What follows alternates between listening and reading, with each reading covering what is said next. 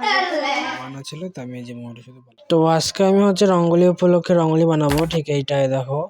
তো এরকমই বানাবো, চাও দেখা যাক কেমন পারি।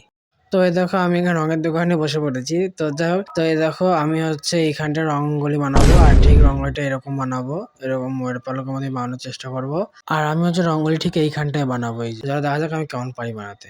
তবে হ্যাঁ, আমি পুরো সেম টু সেম বানাতে হবে, তো চেষ্টা করবো ভালো করে বানানোর। আর তোমাদের সাথে দেখা হচ্ছে পুরো এটা বানানোর শেষে। তো দেখো আমি ময়ূর পালক ঠিক এরকম বানাতে পেরেছি, অত হলো সেম টু সেম বানাতে পারিনি, তবে চেষ্টা করেছি। আর যেহেতু আমি এটা প্রথমবার বানাচ্ছি, তাই আমার কাছে এরকমই হলো। তো তোমাদের এটা কেমন লাগছে অবশ্যই জানিও।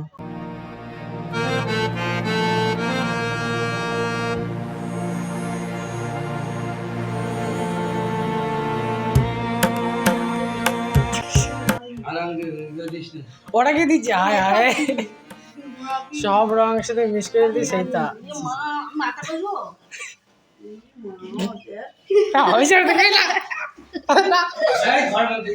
আসলে ভাই আমার মাথায় রং দিতে যাচ্ছিল, তাই সরে গেছি। আমি না, মাথায় দেবো না।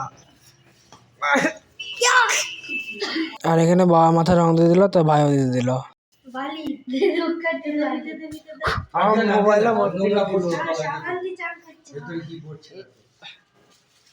ছাড়াইলে খেলা করেছো।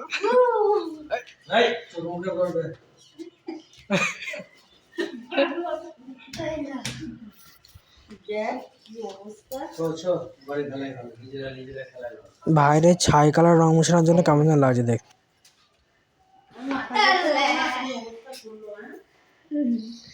আমি দাদা সবার দিয়েছি, তারা